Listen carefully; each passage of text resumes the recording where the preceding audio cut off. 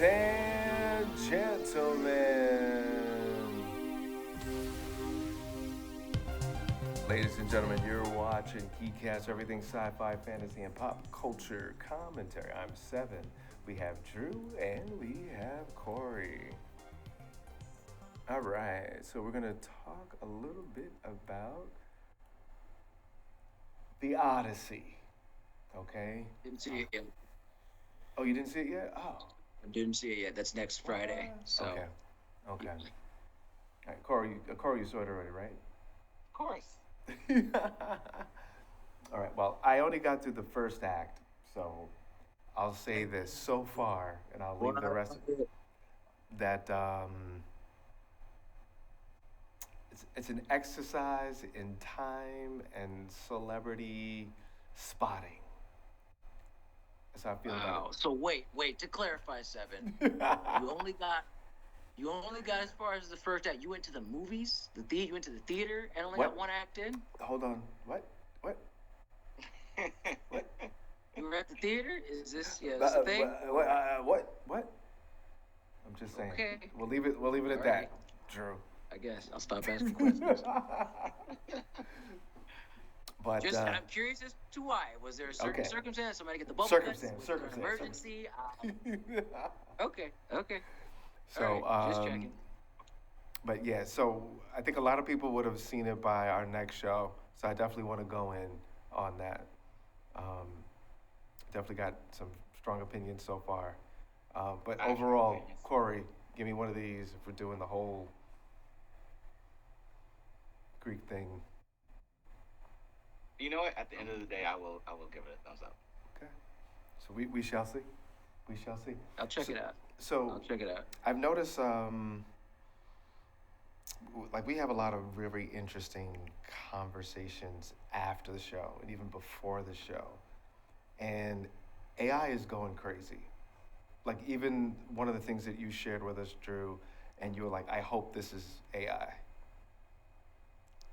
Even though it probably isn't, but yeah, you got a lot of stuff to where you encounter things online, and your people are scrolling, and they see videos that look extreme or over the top, and every video now that you see, you have to ask yourself, is this real? Is this some AI generated slop? Right. We even call it as such nowadays, AI slop. Right. So. And that's crazy. We have to do that. Yo, check this out. But yeah, I hope it's fake. We're in that realm. We're in that realm now to where you have to kind of do a double take. And here again, we've talked about this before, Seven. There are generations of kids who've been born with this in their faces. Oh, they won't be able to tell the difference in about 2-3 generations. I promise you, they won't be able to tell the difference between AI and real stuff, and probably not even that long. But I'm being generous. In another generation or two, actually, we see it now. There are like 20-year-olds, teens and 20-year-olds that were recently, like in this last crop, they can't tell the difference between AI and real life already. So, as the kids like to say, it's cooked. I don't think so. Okay. Okay. The optimist.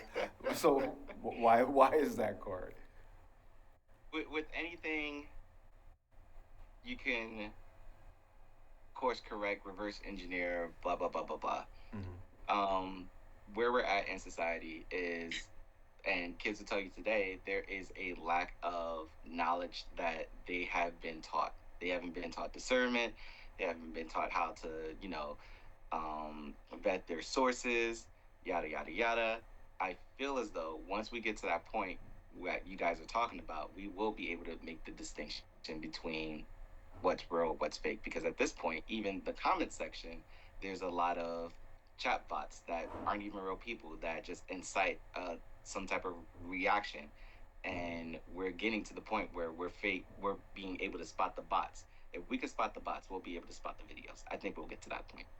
That's a real if-then assertion that I don't think is all that. There's a fallacy in there somewhere, but people are already in this mode of they post things on AI. It's so ingrained in like the system and the algorithm. You see it every day. If you had what is it called? Is it the Turing test? That's for AI to see their own self if they can know their right. Safety. But it's like almost the reverse of that. Can humans discern what AI is? And I think that we're failing that litmus test. people react every day. There's a whole thing now where people are reacting to AI, and they have relationships with AI and follow AI characters that aren't even real people because they can't tell the difference. Mm-hmm. So this idea that eventually we'll figure it out, maybe, but I think older generations are going to have a better time discerning what is fact or what is fake from what is actual like footage. And the younger, they've seen it all. It's all in front of them all the time. It's all going to be real to them. No, I don't but think they're going to bother to discern. even that they are, because even now this new generation, they understand the implications of spending too much time online and social media. They're actually taking social media breaks and stepping back from technology. We're actually going backwards. That's why a lot of old media like vinyls, books, hiking, that's becoming more relevant now because they're breaking away from the internet footprints that they're leaving. So They're again, doing that now because they're deleting digital media, because digital media is tyrant, like is a tyranny, and people need physical media now because they don't. Their library gets erased or xed out. They don't Right. have it no more. Right. So that's why physical media is coming back. Well, I would say But even I don't think so. as a I'm not. shameless plug, Gotham City Outpost. Most of the people buying vinyl are children, hmm which is crazy. And to hear the groups that they're asking for and the music they're asking for, I'm like, how do you even know about this and that? So there is some truth to that, but digital is king. I mean, at the end of the day, the perceptions and what we're learning and thinking and feeling. It's content is leading the way. Um, Actually, interesting thing. So, Drew, back in the day, when we talked, I think we called the show Eclectica for a little while. Remember that? I still call the show Eclectica sometimes, but yeah. Yeah. So we had a conversation about where things were going to go as far as influencers, and then we also spoke about just how there would be um, women of color, specifically African American women, that had nothing to do with the culture or the people, especially when it came to dating, but used took advantage of being black as far as going to, you know, some certain blurred nerd events and their marketing as far as on social media. And someone just created an AI character, um, like being interviewed on the street. I don't know if you ever seen any of those, where they always say something crass back or something disrespectful towards Street either. interviews? Say it again. Like the street interviews? Is that what you're talking about? Right, but there's a version of them now where they're all AI characters and they're saying basically derogatory things about black men or black culture. And it's supposed to be funny. And it's interesting that the dress is the typical person that we had those conversations about, where they're dressing goth, or they're um, they're in they're dressed up as if they like anime, but they keep saying these things against black men, which is. I mean, here's the thing about that, Seven. The brutal Drew, Mhm. honest answer. That's not even just AI. They do that in real life anyway. But the fact that AI. This isn't just No. fabricated stuff. They say stuff about black men all the time, just in person. But But to the your choice, point, the it- choice to use an it's- AI character taking the look and feel of those type of individuals, I thought that was they'll be pretty interesting. convincing. Yeah, and I like that. Yeah, I like that you bring that up particularly because you have people that'll play those interviews to folks. Mm, You'll have a real interview, and then you'll have an AI generated interview. If you play them, if you splice them between each other, you can't really tell. Fewer people than you realize will be able to tell the difference. mm. I don't think the youngsters out there will be able to tell the difference as quickly as Corey would have us believe. But if you do it enough, and you can catch where things don't match up, where you can see the fingers are messed up, Mhm. or you can see how the mouths don't quite match up with the words, it's like you can glean it, but more and more generations, I don't think are going to be able to do that, to glean that skill. If you have that kind of attention, if they can't critically think, they're not going to discern visually. The problem is they don't learn practical skills nowadays, because I'm old now, I guess. Nowadays, back in my day, critical thinking is no longer a thing. Right. Practical interpersonal skills are no longer a thing. There's everything is haste, everything is I need it now, now, now, now, instant gratification, which means they're not sitting there looking at details. They're not paying attention to the details. They're not going to read the guidelines or terms and conditions. They're just going to hit yes, yes, yes, yes, yes, yes, yes. So I don't think they're just going to have an eagle eye for catching the AI. I think it's going to be the opposite. But for that, the fake blurred thing, 7, yeah, they're out here in real life. We've known them. So Hint, hint, we've known them. yeah. The So fakers, the grifters, yeah, we'd known them. I'd say this question I would ask you, Corey and Drew, where we're at a place where, I mean, I see these in my feed, and it goes to people specifically. So they meant it to come to me, right? So I'm sure if I was Asian American or Latin slash or Hispanic American, Native American, what would be coming in my feed, and what groups of people would be disrespected or made fun of? This is very divisive. How do we build a wall and shelter the younger generations to be like, listen, we need to talk about unity and love and not try to put all these racist things out there to separate us. You limit how you do it is it's very easy. You limit its use. If you're having kids, if y'all for you breeders out there, we can segue that to obsession. But for you breeders out there, do what some of my smarter friends who've had kids have done. You limit use. You limit use. You don't raise them in front of a screen. You don't just put the black mirror in front of your kids and then walk away. Limit their access to it. I would say don't give them phones until they're like 14, 15. Don't even give them that crap until they're older. And when it comes to yourself, and I say this for your own mental state, your own mental health, learn to filter. If you see something that's just that stupid, like what I sent you guys before in the thing, I'm scrubbing my algorithm, like my track record after that by saying, yeah, don't suggest crap like this to me again, please. That's how you do it. They'll send it to you anyway, because it's the Wild West out here like that. They're going to send it to you anyway, but you'll get it in fewer, bursts. Gotcha. So that's all you got. And then don't comment on them too. If it's that stupid, don't interact with it. Just let it go, and then say, hey, don't send me this crap. And that's all we got. That's all we got. And what are you thinking, Corey? 2 things. First off, a lot of curriculums in schools, they actually do teach kids how to scrub and reset the algorithm.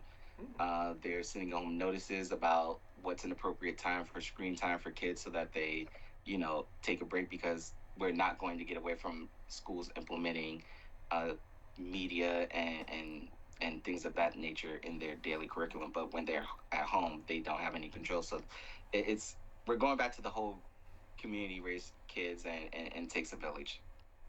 The other thing I think that we also have to do is petition for our governments to make stricter guidelines and rules, and we've seen it work in other countries. It's just going to take a little bit of work for us to implement those same guidelines. Can it be done? Absolutely. It just takes a village. I think we will get there because there are lobbies and petitions. It's a slow burn, but again, we're on the right track. Yeah, it's illegal in many countries to take anyone's image and put it through AI. Period. There are countries that have the stupid apps that people are on constantly. They have a lot of those banned. China, they don't have TikTok. They're like, that's rot. We're not having it here. Many other countries are just like, we don't want it in our country.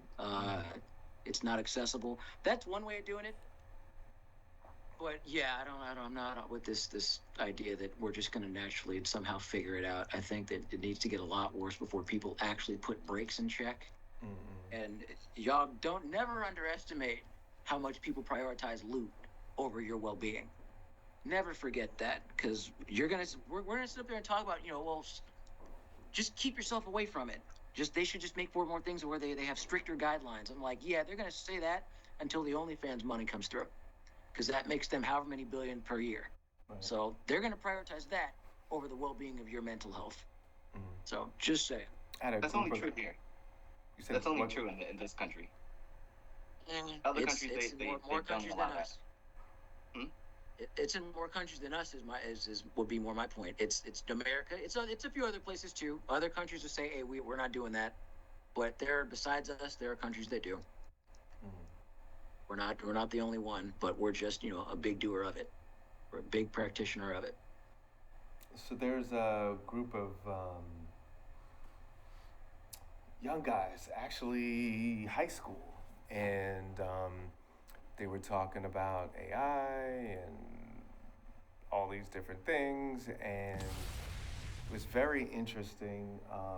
The conversation came about OnlyFans and girls online and stuff, and my best advice to them was like, you guys and your circle, everybody tell them, first of all, stop giving these individuals your money. See how I cleaned that up, Drew? You see what I did right there?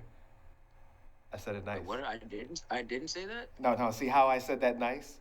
Yeah, see how you said it. I'm like, I didn't say it like that. I'm gonna have to go back and rewind. Yeah. But I mean, like, yeah. Stop.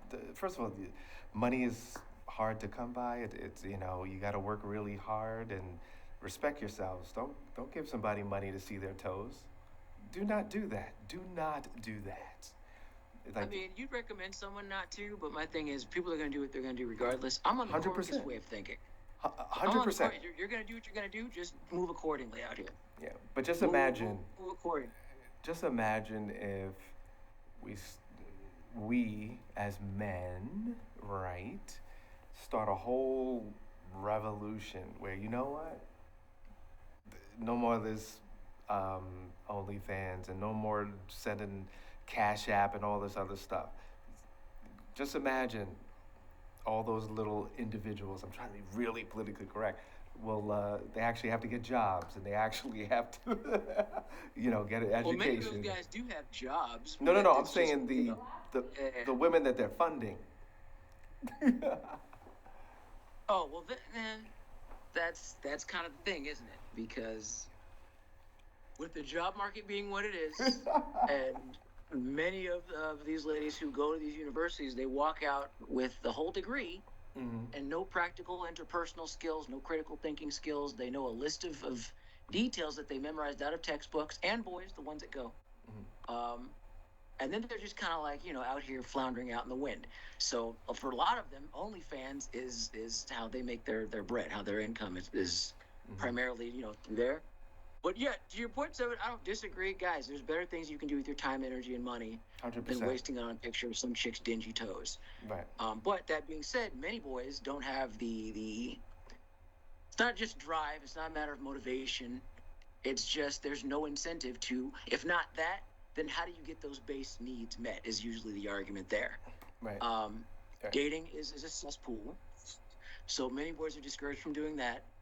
Marriage seems like it's kind of like a no-win situation for many men, so they're not really pursuing that.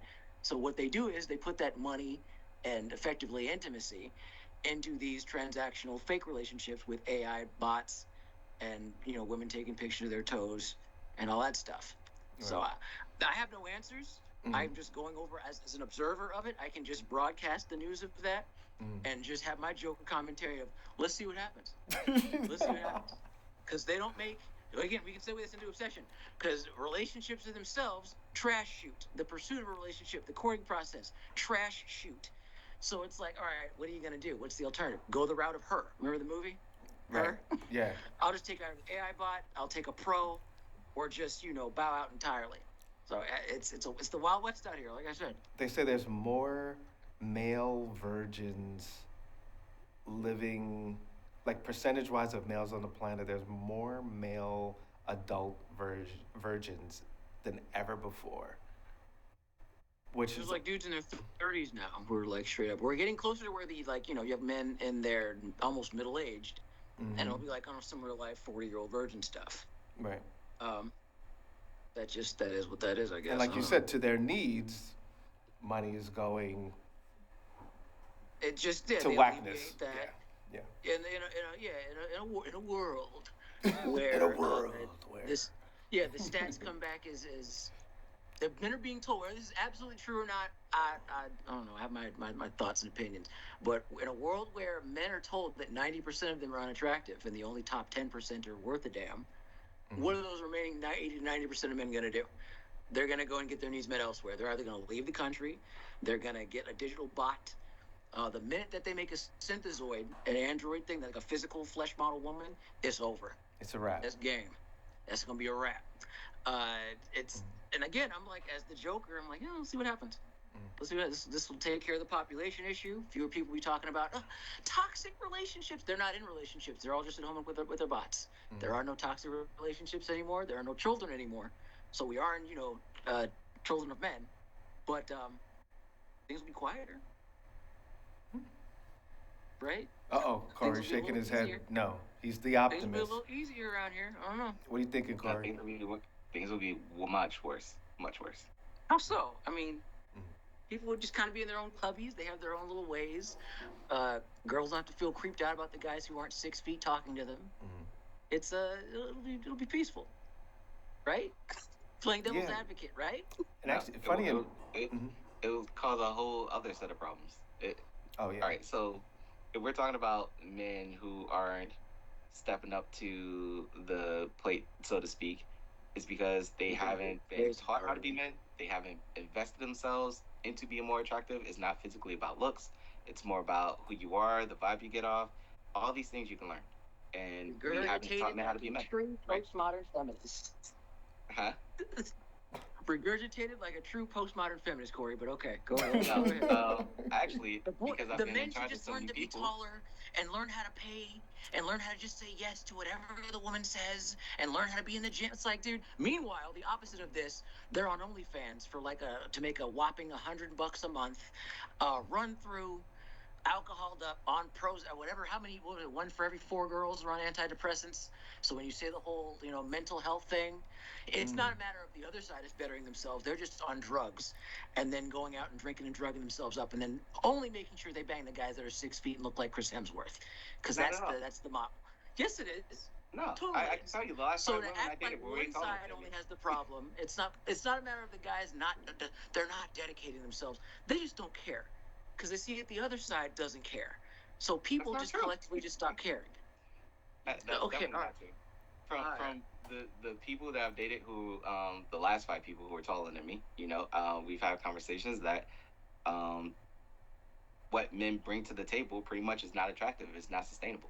Yeah, so, anecdotal bias crap from women who sound like they probably had a thing against men anyway, but since the angle is we'll just kowtow and make sure we pay for more stuff is supposed to be the way. That's the bad faith advice that turns boys off. As a guy who has watched this environment develop over the last couple of decades, the bad faith advice and the abject negative criticism that you just gave them in the form of you're not living up, you're not stepping up to the plate, all this what's called sign language, shaming, insults, guilt tripping, and all that of a need to be right. It's not gonna make them want to say, yeah, I want to be a better man for them, when that's not what they're getting in kind. No, so I never said it's a very dingy argument. What is stepping up to the plate, not devoting themselves? That's exactly what that argument was, Corey. You're saying that because they're not living up to their potential.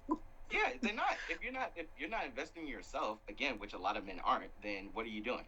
Like you just said, a lot of men are. Where's this generalization that they're not, though? You don't know that they're not. You don't know every man, and the women that you know aren't all batting at 1,000. I guarantee you.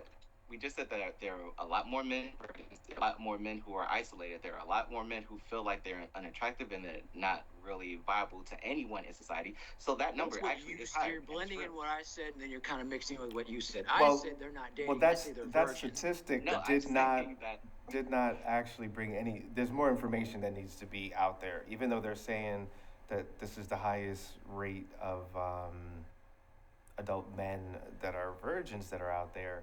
But no information, after making that statement and talked about doing the research, they didn't talk about the factors and breaking down, are these men working? Are they, there's so much more information. Are they educated? Are they Most working? Are people, they yeah, this? They're that? they So, won't bring up specifics. It's just this kind of overarching shaming language that they'll just throw it. They'll make a blanket statement about general men not being whatever XYZ nth critique they think that the women deserve, even though they deserve nothing. I'm sorry.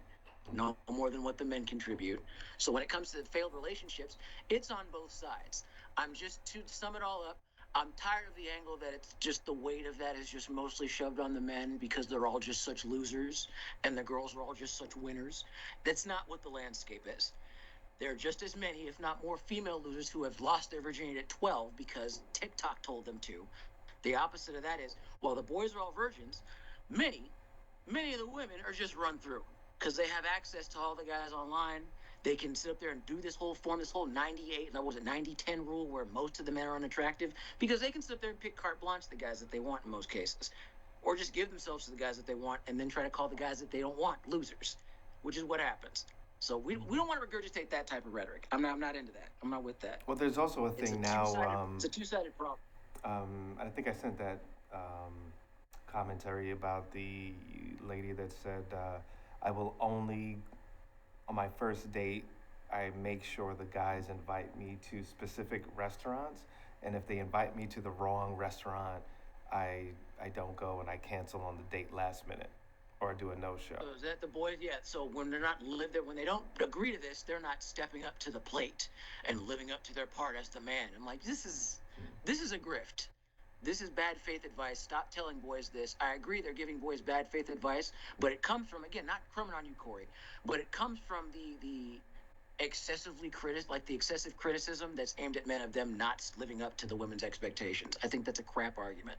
Now, to be fair, No, on the other side of it, which really we need to get some female representation to have this conversation, but there's this complaint about not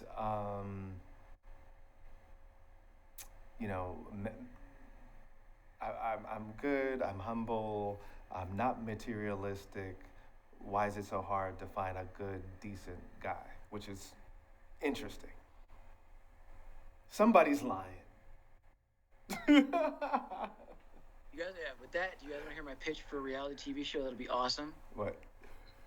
Okay, it'll never happen because it's too real. You follow a woman around with cameras for 6 weeks without her knowing. How we would do this, the red tape behind all that privacy stuff, I don't know. But the idea is you interview her. You somehow find a way before or after this study to interview the woman and have her give a first-hand account on all the characteristic traits that she thinks she has. Describe yourself. Tell us who you are as a person and describe yourself. And when she goes, I'm kind, I'm caring, I'm nurturing, I'm so smart, I'm so this. And then you follow her around for 6 weeks without her knowing. She can't know. That's the core thing. You can't know. If she knows there's camera presence, you're not going to get that sample is corrupted. It's a fake mode is going to be on all the time. Hi everyone. That you're not going to get an actual account. So she can't know. And when you then go and see how none of those characteristic traits of kind, sweet, caring, nurturing, you see the actual beast in reality, you then go back and say, so what were those traits you were talking about again? Remember you said this crap at the beginning? The footage kind of says otherwise. And I had a title for it. F what it's called, yeah. It's called, hold on, F what they say, watch what they do. It'll never get picked up, but isn't it kind of interesting? Come on. What was that show? What was that show where they prank people, but it was all like a moral prank, just to see if people will help people and. Yeah, well, they do like little weird they do like. Because what would you do? Sorry. What would you do? Right. Something like that. But this would be like the dating version. Yeah, you could call it something like that. But I just more or less want to get to the core of who a person thinks they are and how they get down versus how they actually move in reality. That's why I'd say F what they say, watch what they do. Describe yourself. I'm smart.